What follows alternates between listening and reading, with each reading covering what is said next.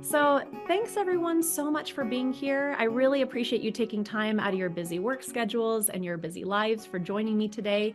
I'm Rebekah Cummings. I'm the Interim Director of Digital Matters at the University of Utah Marriott Library. And I also currently serve as co-chair of the Utah Library Association Advocacy Committee.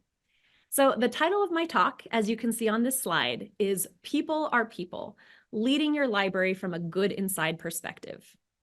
We are going to talk today about empathetic, curiosity-led leadership that starts from a place of assuming good intent, that starts from a place of assuming that the people that you're talking to are good and kind and compassionate and generous, and that they want to do the right thing. We're going to talk about broadening the frames through which we see the world and making an intentional effort, especially in moments of conflict and challenge, of viewing the world and filtering situations through a most generous interpretation. And then last, we're going to briefly talk about some communication strategies that are meant to help you build trust and hopefully cooperation within your libraries. But before we dive into all that, I just want to talk for a little bit about how I came to this topic. So last year, I was a guest on Adrienne Warres's Library Leadership podcast. And for those of you who don't listen to this podcast, I highly recommend it. It's a great resource for everyone just to stay up to date on library issues that are happening. But for those of you who do listen, you might know that Adrienne always asks her guests near the end of each episode, do you have any favorite management or leadership books and why? Now, for some reason, that seemingly innocuous question really gave me a moment of pause. And it didn't have to, because I really have read plenty of management books. Like I would have enjoyed talking about Brene Brown's Dare to Lead, or Crucial Conversations, or Atomic Habits, or Good to Great, or Shackleton's Way. And of course, like I've learned lots of important things from all of those books. But do you ever just have an answer pop into your head and you know in that moment that that's the thing that's most true? I knew in my heart that as good as all of those books were, they were not the books that most influenced my management philosophy. And the reason for that is that because long before I ever managed a library team, I had been leading in a different capacity for 15 years. And that was in my role as a parent. It was as a parent and not as a library manager where I learned the essential skills of acknowledging feelings, seeing behavior as a window, investing in connections that I could draw from later when it was time to make a request or have a hard conversation, asking questions and staying curious longer, and learning how to draw and enforce boundaries to help other people gain autonomy. But the second I had that thought, I felt in myself this hesitation or even embarrassment to tell Adrienne that the book that most influenced my management philosophy was How to Talk So Kids Will Listen and Listen So Kids Will Talk. Honestly, it just sounded so deeply unserious. And I started to even worry that it might sound a little insulting to my colleagues and my students. I mean, they're not children. I mean, some of them were freshmen or are freshmen, so they might have been kids like 10 minutes ago. But by and large, we are talking about adults with fully formed prefrontal cortexes. So I am a big why person, and I started to think about why this didn't feel like an acceptable answer. And I think it's because, like, when we talk about leadership, there are very particular images that tend to pop in our heads. Maybe when you think of a leader, you tend to think of someone who's like in a dark, serious business suit, who looks like a tough, take no prisoner negotiator. I've been up at the Capitol this week already, and honestly, this is what a lot of people look like. Or maybe when you think about leadership, what tends to come into your brain is someone more like a coach. Now, I grew up in Southern California, so like for me, the paradigm of leadership might be someone like John Wooden, the famed UCLA basketball coach. Maybe for you, it's someone like Kyle Whittingham or Lavelle Edwards. Or maybe when you think of a leader, what tends to come into your mind is someone like a politician, a governor, a president, a member of the Utah State Legislature, a decision maker. I think what's less likely to come into our minds or less likely to come up in a Google search if you were to look for leader or manager is something that looks like this, or this, or this. We're going to look at leadership from a different perspective today, one that's informed by the evidence-based research and practice of caregiving. And I'm going to talk a little bit about my own experiences transferring these skills that I had learned, often unknowingly, into my work as a library leader and a library advocate. I believe these skills are not only essential in strengthening our organizational cultures, but in doing our small part to resist the cynicism and polarization and divisiveness that are so common in our culture and our workforce today. Now, is it exactly the same de-escalating a 3-year-old meltdown as it is maybe working with an irate patron or motivating an underperforming employee? No, it's not exactly the same. But in my experience, it's not as different as some people think it is either. And the reason for that, in the famous words of Depeche Mode, is because people are people. Whether we are 9 or 90, we want to be seen and heard and appreciated and acknowledged. We want to know that our struggles are real and that we are understood and understandable. And whether or not people often say something like this, everybody appreciates reasonable boundaries, and they crave the comfort and the security of having that sturdy leadership and accountability in their organizations. I see my role as a leader of really one of building trust and connection and to help other people within my system see and meet their own potential. Which really brings us to the heart of our talk for today. And that is working to build the mindset, the habit, the intentional cognitive shift of seeing people as good inside. Now, this was a strategy that was introduced to me by Dr. Becky Kennedy, who's a clinical psychologist who works with parents and families and has become quite famous over the last couple of years, so maybe you've heard of her before. But like I said in my intro, the concept of good inside is that believing that at their core, people really are good and kind and loving and compassionate and that they want to do the right thing. Now, sometimes, as you might imagine, this mindset is really easy to believe when people are acting in accordance with all of those values. But other times, it is really hard to believe people are good inside. But I believe that those are the times when adopting this strategy matters the most. That mom who maybe lets her child run wild at story time or leaves them unattended in the library completely, good inside. That employee who maybe has been showing up late and hasn't really been performing up to standards, good inside. And this is going to be a tough one for some of us. That patron who has submitted 30 book challenges to your library and is sucking away the time and attention and morale of your staff, good inside. Now, I need to make sure that we're clear on something before I even go any further at all. Believing that people are good inside does not excuse bad behavior. It doesn't make you a permissive manager or mean that you work in an anything goes library. No, not at all. In fact, as we're going to talk about later, I think the opposite tends to be true because adopting a good inside perspective really allows you to stay calm and focused on solving the problem that's in front of you instead of treating the person as if they are the problem to be solved. It is so easy. And yes, it's even natural, especially in moments of conflict and challenge, to view people as threats, especially when they disagree with you or inconvenience you or make your life more difficult in some way. Our brains love to sort and categorize things, whether we are separating spoons from forks, fiction from nonfiction, or good people from bad people.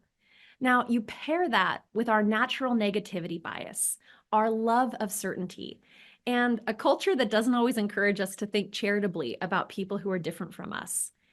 And the concept of good inside might start to sound a little quaint, or honestly, maybe even a little delusional. But I believe, and I'm hopefully here to convince you today, that nothing could be further from the truth. Now, let's just think for a second about all the dominoes that fall inside of your body in those moments of conflict and challenge. Cortisol floods through your body. Your amygdala shuts down. Your blood pressure and your heart rate go up. The blood literally rushes from your brain into the larger muscles of your body, like preparing to run. You go into fight or flight mode. Now, despite any prior commitments that you might have to giving people the benefit of the doubt, your body reacts to that person as if they're a threat. I know we've all been there. Now I ask you, when this is happening inside of your body, does it increase your curiosity about why that person might be behaving that way? Does it help you to put your anger and your frustration in the back seat so you can go to the difficult work of actually solving the problem? And how do you think having this attitude changes people's reactions to you? People are going to reflect what we show them. And when people sense their internal goodness is under attack, they will respond with defensiveness and hostility.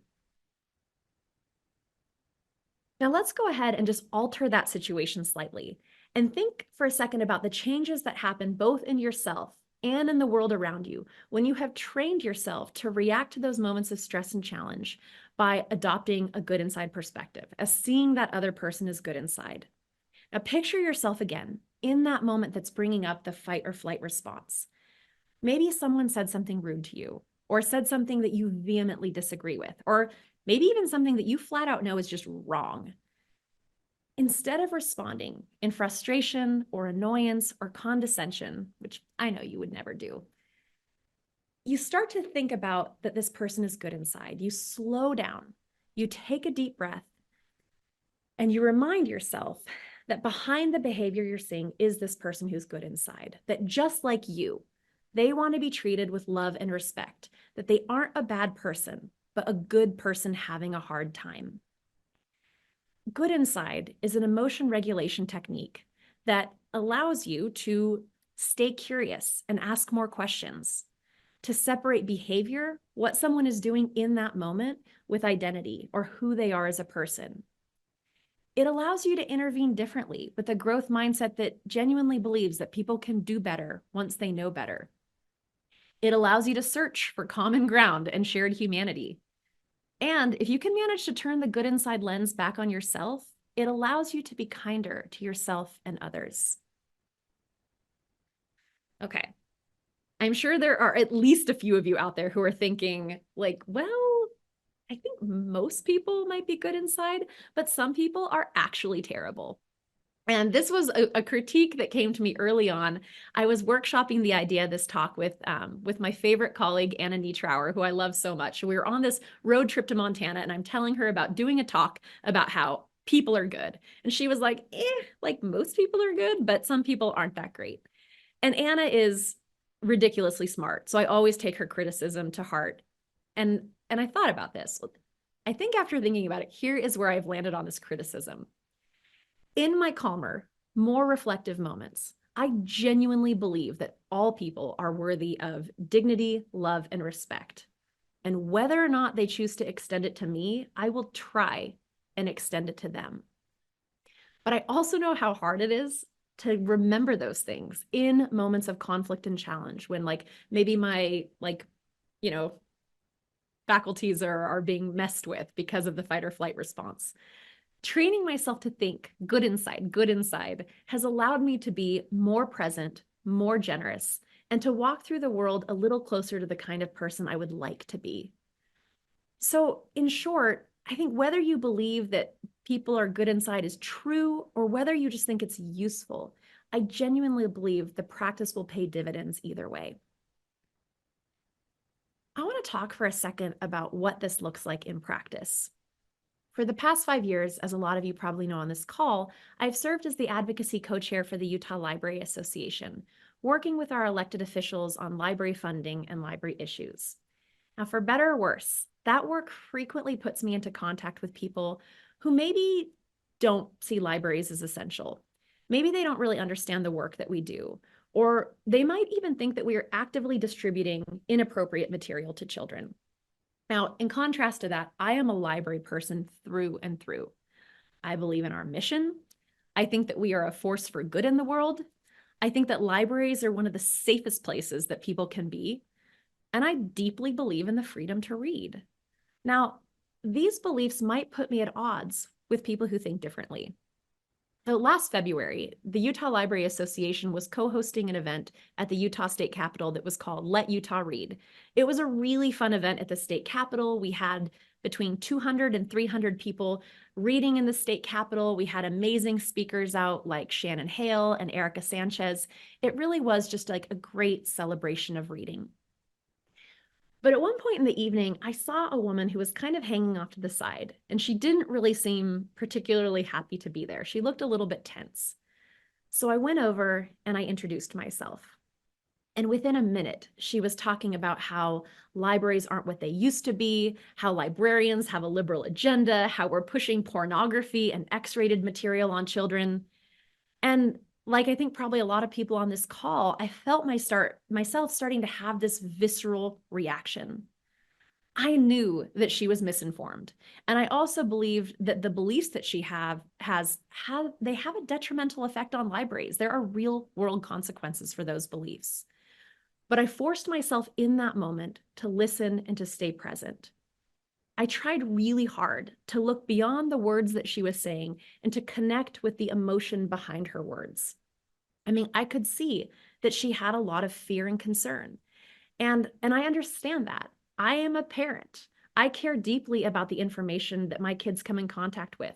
And while I don't spend 1 minute of my life worrying about what they're going to find in their school libraries, I spend a lot of time trying to protect my kids from information that they might find on social media or on YouTube or on Twitch or Discord or the internet writ large. I also believe that the woman that I was talking to could be operating from a place of personal trauma. I believe that most likely she's receiving a constant stream of misinformation online, information that is literally designed to keep her outraged and to capture her attention, to keep her clicking and scrolling for profit. In that moment, I forced myself to slow down and recognize her humanity. I let her know that, like her, librarians care deeply about the safety of children, and that we do have policies in place for reconsideration. I gave her my contact information, and I let her know that if she ever wanted to reach out to me to talk about library values and library policies, I would be happy to talk to her further.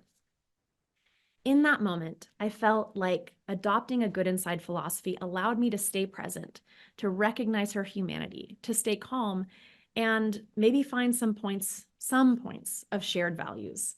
And it let me to keep the door open in case she ever wanted to keep the conversation going down the road. Now, one of my personal heroes in this space is Loretta Ross. I'm not sure how many of you know who Loretta Ross is, but she is a women's rights advocate who has been working in this space for decades, working with people who have been survivors of abuse and assault. And besides working with people advancing women's rights, what Loretta is often known for is advancing a calling in culture that stands in opposition to a calling out culture. Now, we all know what a calling out culture is. It's the act of publicly shaming or canceling people for behavior that we deem unacceptable. Now, in contrast to that, a calling in culture is simply a call out done with love and respect, and preferably done offline. It's having the ability to say difficult things while still respecting people's humanity and giving them the benefit of the doubt. So why is Loretta in particular so committed to seeing the good in people? Because over her several decades of advocacy and activism, she has worked with people that we would consider the worst of the worst in society. As a Black woman, she has worked with members of the Ku Klux Klan, helping them to exit hate movements and re-enter society. As the executive director of the DC Rape Crisis Center, she led a reading group for years called Prisoners Against Rape, working with men who were convicted of rape and murder, and using often Black feminist literature to raise their consciousness and help them change their lives if they wanted to do that. Now, something that Loretta learned over the course of those years, running that reading group, is that these men, again, who had done atrocious things in their life, were also often the victims of abuse and assault and neglect as children. And what she started to find is that while they might never be friends, it was really hard to hate them. And that by getting to know them, that she started to see why, at least they were the way they were. It is really easy to call people out on Twitter. It's really hard to hate up close. People are people. Now, before we move on to the next principle, I just want to briefly share an assumption that I have about you. I believe that you are good inside. And I know that's easy to believe because you are librarians and you are my people, but regardless, I would believe this. I believe you are worthy. I believe you are loved. I believe you are never too much and that you are always enough. Even when you lose your temper or say the wrong thing or slam the door or have a bad day, I do not think you are a bad person, but a good person having a hard time. Now, I'm going to do something that might be a little bit easier to do because we're all on Zoom together, but I want you all just to close your eyes for a second and take a deep breath. I want you to bring to mind a time where you did something that you were not proud of. Maybe this was a time you lost your temper. Maybe it was a time you slammed a door or gossiped about a coworker or acted in a way that you are just not proud of. Maybe you made a terrible management decision. Now, I want you to go ahead and I want you to put your hand over your heart and say, I am a good person who, and fill in the blank. I am a good person who lost my temper. I am a good person who slammed the door. I'm a good person who made a bad decision. I am a good person who is having a hard time. I'm a good person who will do better next time. Okay. I want you to go ahead and open your eyes. We don't have a lot of time today, so we aren't going to sit in this too long, but I just want you to reflect for a second. The way that you just spoke to yourself, is that the way that you spoke to yourself that day when you were having that hard time?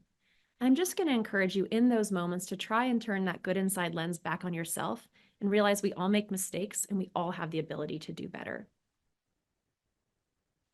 Okay, we are going to shift gears now and go to a totally different mindset that, again, was also introduced to me by Dr. Becky Kennedy, and that is the concept of adopting a most generous interpretation. Now, this really starts off by having the humility to know what you don't know and to ask yourself relentlessly, what am I missing? We are all natural storytellers, and I love that about us. I mean, who doesn't love a good story? But in reality, the stories that we tell ourselves can color the way that we see the world, often in really harmful ways.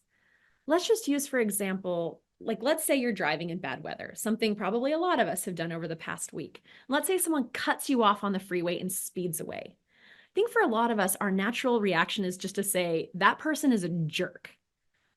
But in reality, we don't know that. We know that it was dangerous. We know that it scared us, but we don't know why that person was behaving in that way. It just as easily could be that they were rushing their wife to the hospital to have a baby. They are both stories that we're telling ourselves. We are always free to reach for a different story. So why not try and reach for the most generous interpretation we can in that moment? Or if you're able to stay mindful and maybe humble about it, just admit that we don't know what was going on in that car. You don't know what was going on. As Adam Grant said in his book, Think Again, if knowledge is power, knowing what we don't know is wisdom. I want you all just to consider for a second this image here. These cows are sick. Why? And I'm going to ask you all just to go ahead and put your answer in the chat. It does not have to be a good answer. Just go ahead and put the first thing that pops into your mind when you look at this picture. These cows are sick. I will tell you, okay, not enough space, constipated. When I was practicing this morning, my 8-year-old was like, that grass is poison. That was her first guess. Ooh, you don't think they are sick? Okay. Overeating, they ate something bad, not enough space. Okay, these are all really great guesses. Okay, their posture is off. Love it. Okay. I want you to think for a second about where our initial assumptions come from when we're making these guesses, when we're looking at like a relatively limited frame.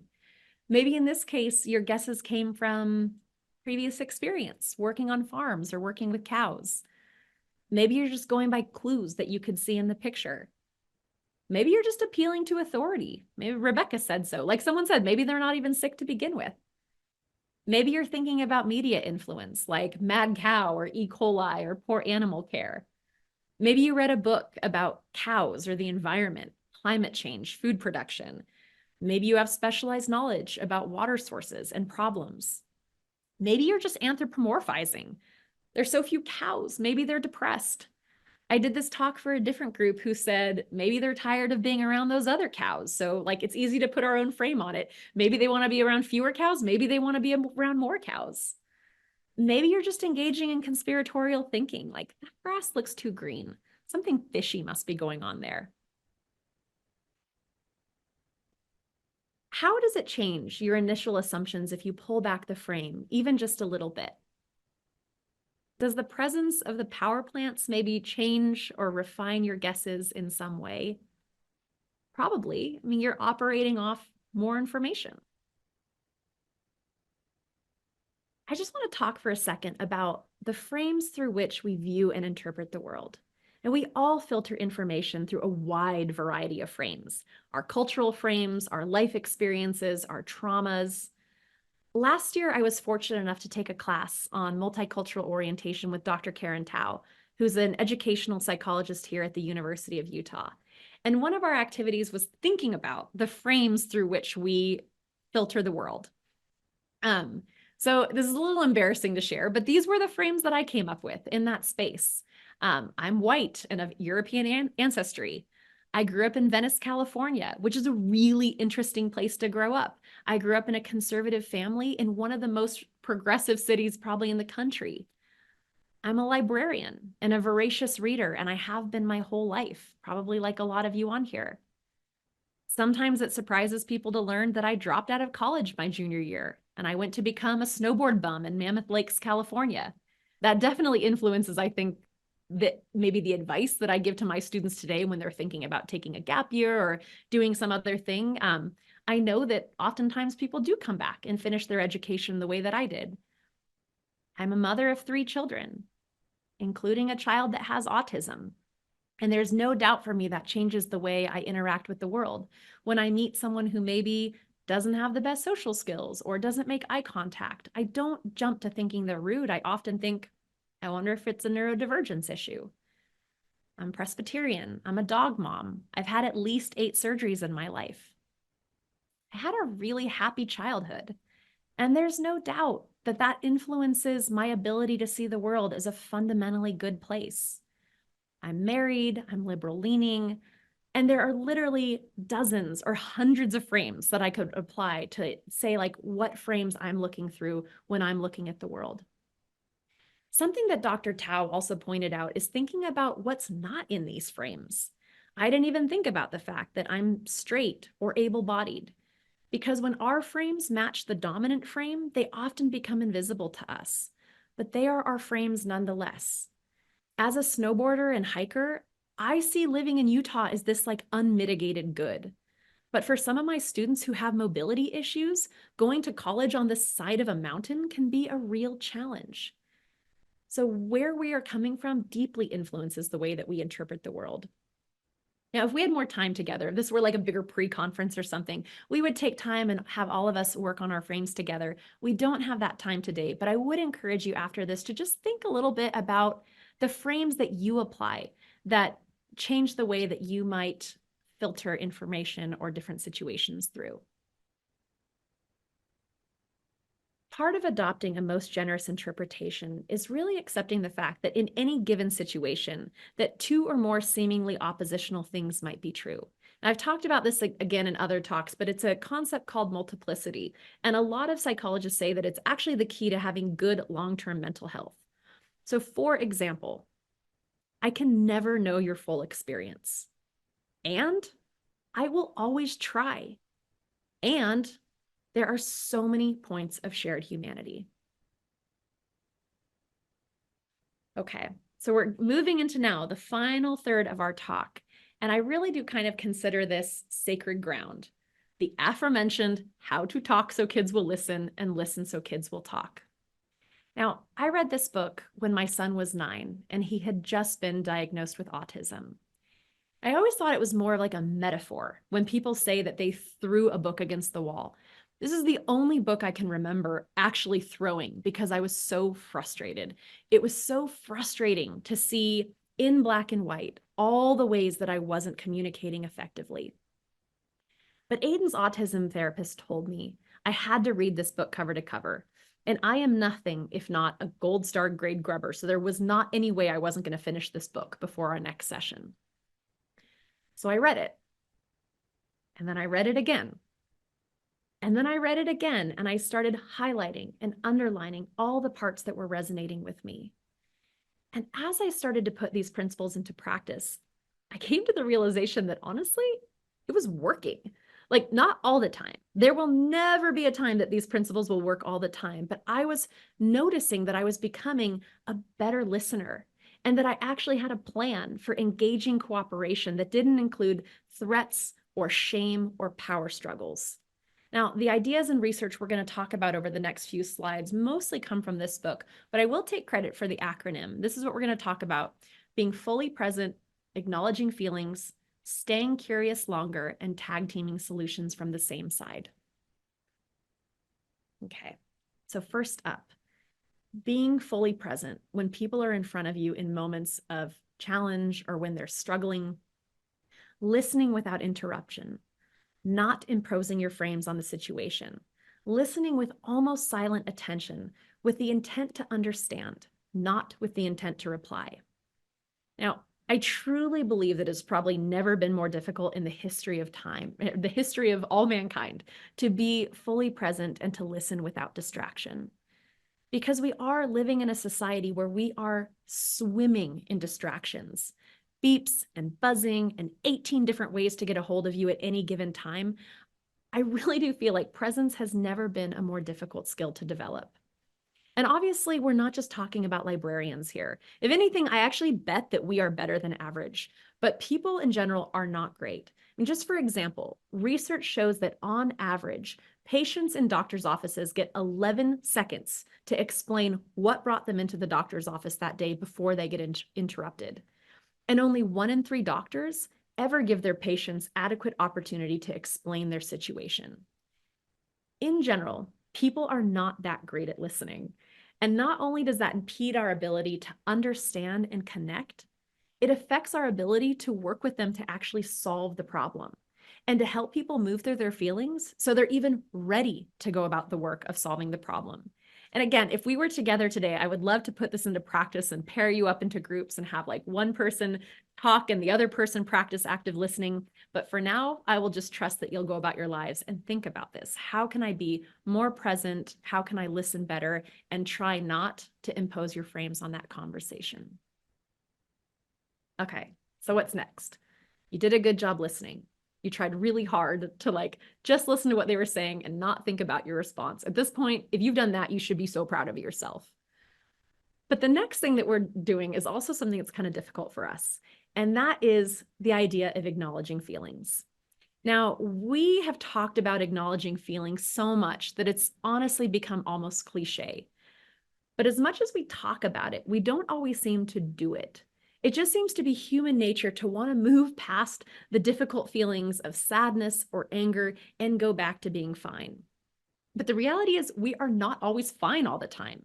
It's been a long and uncomfortable road for me to be uncomfortable with, or to be comfortable when someone is sitting in front of me struggling, and just to accept the fact that that's okay. When I read How to Talk So Kids Will Listen, I really started to become keenly aware of the way that we are always talking to kids. It's okay. Don't cry. That's fine. It wasn't so bad. That didn't even hurt. That wasn't even scary. You don't hate your brother. You can't be hungry. You just ate. You can't be tired. You just took a nap. If you really pay attention to the way that we talk to kids, we are constantly saying to them, you don't feel what you feel. You don't know what you know. You don't think what you think. And then we wonder why we get locked into these power struggles where people are trying to prove that their feelings are real. So I would suggest, after you've listened, to go ahead and acknowledge their feelings.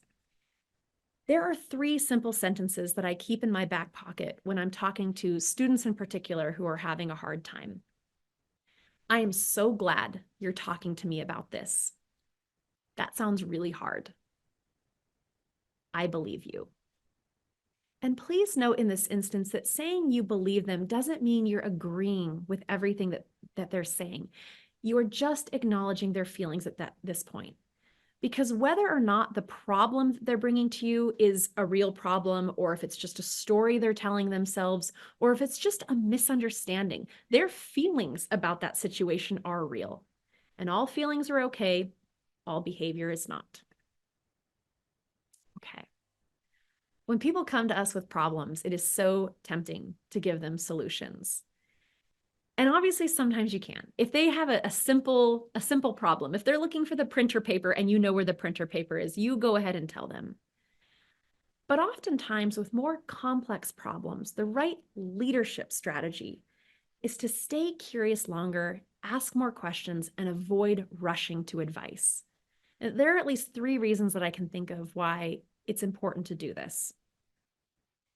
The first is to make sure that you actually understand the problem. If their frame is limited by the situation, your frame is even more limited for situations that you're not even a part of. In negotiation classes, there's a really famous example that professors like to use about 2 cooks that are working together in a kitchen. And they're both busy and doing a lot of things, and they realize at the same time that they both need an orange. And there's only 1 orange left in the kitchen. So to resolve it quickly, they split the orange in half and they each take half. But if they had just asked a few more questions, they would have realized that one of the cooks just needed the peel of the orange to make a zest, and the other actually just needed the juice of the orange to do something else. If they had just stayed curious and asked a couple questions, they could have come to a better resolution. The second reason I love staying curious and asking questions is that even when you have a pretty good sense of the problem, the best leadership strategy might not be to give advice. Oftentimes, I find that when we're quick to give solutions and advice, we deprive people of the experience of wrestling with their own problems. Sometimes people, this happens all the time. If you let them ask questions under your guidance, they might end up coming up with better solutions than you would have come up with. And even if their solution isn't necessarily better than the one that you would have come up with, it's possible that that might be the solution they're more likely to get behind because they were the one that came up with it under your guidance. I said there are 3 reasons why it's really important as a leader and a manager to stay curious and ask questions. The first is to get more information about the situation. The second reason is to give people the opportunity to come up with their own solutions. And the third reason is because questions help build connection. Now, in my own research team, I try really hard to build curiosity into our agenda, not to solve problems, but to help us all get to know each other and to help build that connection. So one way that I do that is by doing what we call the question of the week in our team meetings. And I have a relatively small team. It's just between 6 and 8 people, but this is kind of a fun thing that we do every week. One week we were really busy and had a full agenda, and we didn't have time for it. And the students were like, no, we want to do our question of the week. And we stayed longer. But here's some examples of questions that you might pose to your team. And obviously it's going to look different depending on what library you work at. For me, though, working in an academic library, what is something about this semester that excites you? And one thing that scares you? What's one thing you're grateful for right now? And one thing that's no longer serving you? Name a book, TV show, or podcast that you love this year. We'll keep skipping. We don't want to read them all, but what task on your to-do list do you keep procrastinating? Why does it still deserve a place on your list, and why? If you could pursue one other degree for free and time wasn't an issue, what degree would you pursue? Why? If you could be on any game show or reality TV show, what would it be? And then the last question I always end the semester with, because most of my fellows and interns are there for 1 semester, is what is one thing that you will take with you from your time in digital matters? And often the answers I get for that question are things like, I learned this particular digital tool or method that I can use in my research, or maybe they made a really good friend and they'll mention that. A couple semesters ago, I did have one researcher, though, whose answer really surprised me. She said, I learned that an academic research team doesn't have to be toxic and abusive. And that stopped me in my tracks for a couple reasons. For one, I just think it's so sad that that is a common experience that people have in academia, that it's not supportive, that it's not caring, that it doesn't treat people as if they're a whole human. The other reason, though, it really made me think is that this particular person is brilliant, just brilliant in so many ways. And I often feel like there is nothing I can teach them But if I've instilled in my team how to build an organizational culture of care, that is something I feel like I can be really proud of. Okay, so the last part of our acronym we're going to take together, and that is tag teaming solutions from the same side. Now, sometimes I am the person who has to come up with solutions, or the person that has to draw a boundary or bring an employee back into alignment with our expectations. And honestly, it kind of sucks. It's like the worst part of my job. But there is a tactic that I employ that I have found really helps me not only come to productive solutions, but still reinforces that good inside philosophy. And that is the principle of tag teaming solutions from the same side. Now, it's really a pivotal shift in your own brain. Instead of thinking of it in those moments of conflict and challenge as you versus that person, bringing them around to your side and thinking about it as you and that person working together against the problem. Now, this is a recipe that for me has worked pretty well in a variety of different situations, everything from punctuality issues to bringing people back into the office after COVID to whatever, a lot of different things. But first of all, you work together using some of the things we've already talked about to understand and describe the problem, really honing in on the thing that needs to change. Next, you work together to come up with possible solutions. Sometimes I even do this on paper, like nothing is off the table at this point. What can we do to fix this problem together? Next, you decide collaboratively which one of those things you're going to try. And then you go forth and you try out that situation or try out that solution. Now, sometimes the first solution that you come to doesn't work, and then you can come back and iterate it again. And sometimes you can't come to a solution. And I just want to talk about at this point how sometimes as a leader or as a manager, you do have to embody your authority. Not every person is going to work in your team, and it's up to you to protect the functionality of your team. But throughout the process of maybe doing what we would call discipline or bringing someone back into alignment, you continue to treat that person with dignity and respect and like they have the ability to improve. Now, I just want to take a second to acknowledge the fact that the things we are talking about today are really, really hard. Like, I would consider this black belt, ninja level humaning. A lot of these things I've been working on incorporating into my own life for years. And I am still nowhere near being able to do this all the time. I mean, maybe I can do it 50% of the time or more, but I know that I used to do it a lot less. And hopefully, as I get older and keep practicing and adopting these mindsets, maybe I get close to doing this almost all the time. As James Clear says in Atomic Habits, every action you take. No, they're just trying to plan. They just want to know if they move offices, how much kind of space that they need to plan in. So they're trying to keep, about what kind of space we're looking for. This is funny. I was going to try to mute, but maybe they're done at this point. Anyway, I think I was saying the James Clear quote, every action you take is a vote for the kind of person you want to be. Every time you work to see someone as good inside or view a situation through a most generous interpretation, it's a vote for the kind of manager and the kind of leader you want to be. And if you blow it, it is okay, because people are going to give you plenty of opportunities to practice being a better listener, a better problem solver, and a better leader. Okay, I just have some final words before we go into Q&A. Leadership in all of its forms means creating an environment and a culture where people can thrive, where you're building trust and connection and helping people to see or meet their potential.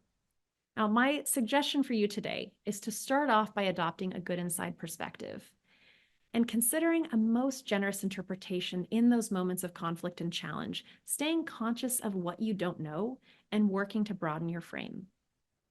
Be present, acknowledge feelings, stay curious longer, work together against the problem instead of treating the person as if they are the problem to be solved.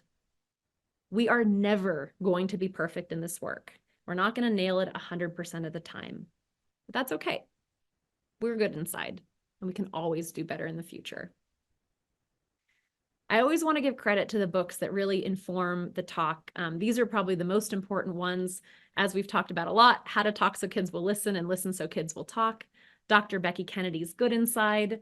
I really enjoyed Monica Guzman's I Never Thought of It That Way, and that's How to Have Conversations Across Difference. It was really, really useful. If you want to think a little bit more about negotiating with people, I enjoyed Dr. Mori Taherapour's Bring Yourself, How to Harness the Power of Connection to Negotiate Fearlessly. And lastly, the stuff on avoiding the advice trap and staying curious. A lot of that's from Michael Bungay Stanier's The Advice Trap. Be humble, stay curious, and change the way you lead forever. I particularly want to give a shout out to Dr. Karen Tao for giving that wonderful workshop on building cultural fortitude and adopting a multicultural orientation, and Dr. Loretta Ross for her work on calling in a calling out culture. And I think her book is coming out later this year. So I'm going to go ahead. Well, first, I will say thank you. Thank you so much for listening. Again, I know your time is so valuable, and I think we still have plenty of time for questions. So I'm going to go ahead. I am going to stop sharing my screen. Okay. And I'm going to unmute you all. Let's see, how do I do that? And now it's just open for discussion. I would love to hear any questions you have. Patrick, I don't know if any questions showed up in chat while I was talking. But let's talk I about didn't it. see any questions in chat, but I've got a question. Yeah, If you'd please. like. Yeah. Yeah. So when you're talking to a person that's kind of getting under your skin, Mhm. what are some techniques you use to remind yourself of your good inside perspective that you want to try to always have? Yeah, there's a few things that I use because by nature I'm extremely conflict averse. I hate conflict. And so my natural inclination is to want to run away from that situation. Something that's been really helpful for me, though, is to think about the fact, like, think of it as almost like data and practice. Like, if they have, let's even say that they have something that they think I did wrong. Thinking of it as like data I can use and practice I can have of, again, being the kind of person I want to be in that situation.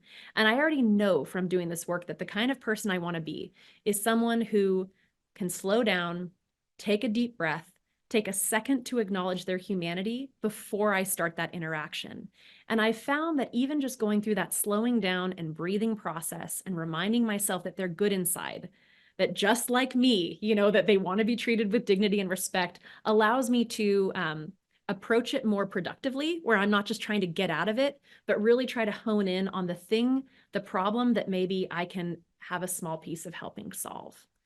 And again, it's not going to work every time. I think that's just really important to say. Like, this is how we can start and have a better chance of having that good interaction, but it's never going to be a sure thing.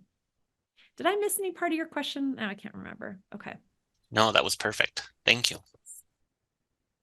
Okay, I can totally list those books again in chat, or I can just list them here because that might be easier and you don't have to wait for me to do it. But How to Talk So Kids Will Listen and Listen So Kids Will Talk.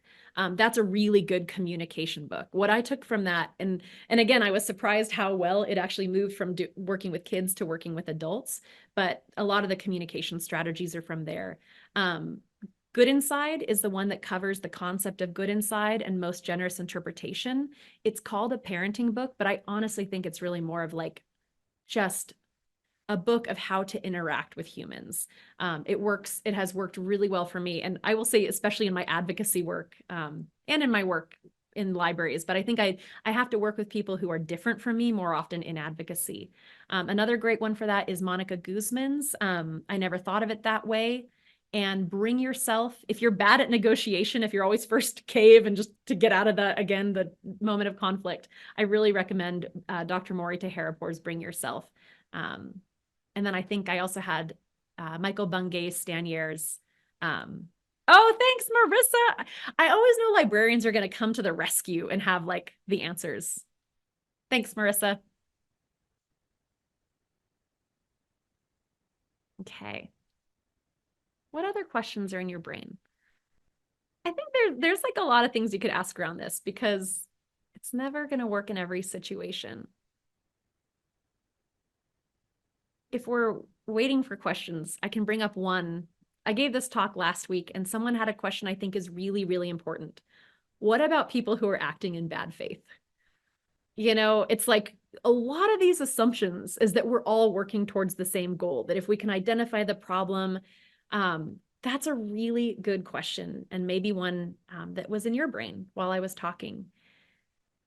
I mentioned Loretta Ross in the talk, and in the first version of this talk, I had another slide on here, and that was talking about what she calls the 90, 75, 50, 25, 0 principle.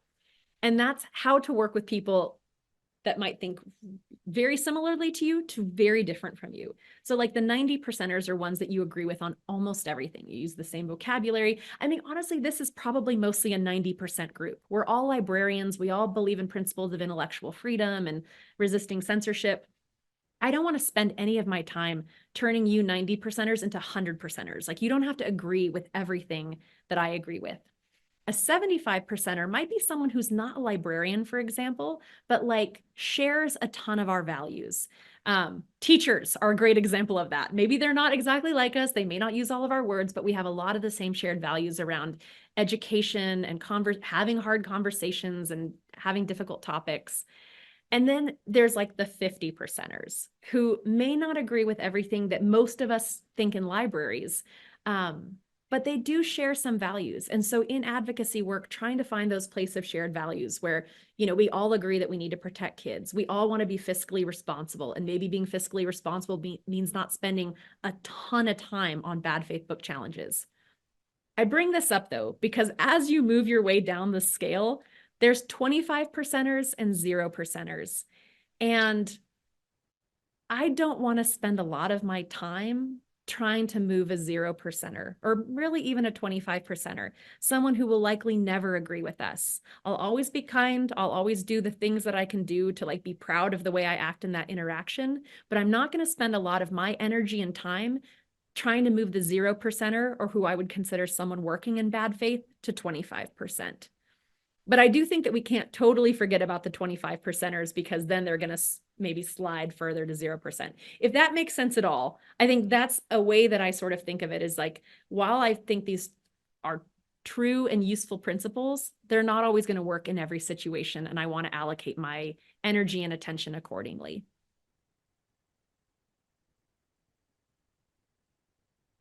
Okay. Any other questions? I have a question. Sure. Hi, I'm Hiroko from University of Utah Law Library. Rocco. I think so much this was amazing. My question is that, so when you listen to somebody who has a very different opinion than you, and then try to do active listening and trying to consider their personal frames, they're seeing the things filter. But when I would probably be curious of why they, let's say the example is like, if somebody's believing the librarians are pushing inappropriate material to children, I'm curious, like, why do they think we would do that? But how can I, like, so yeah, I'm curious why they believe that, but how can I not sound like I'm interrogating them? I mean, first of all, I don't think interrogating them is going to be super fruitful. And I don't think you're always going to get maybe honest answers of why they believe those things. I mean, I really, as a librarian, I do think a lot about the power of information. And we are living in this really interesting moment in history that, due to social media, due to the 24-hour news cycle, due to algorithms that are designed to give you more outrageous things to keep you there, a lot of people are deeply misinformed about a lot of issues right now.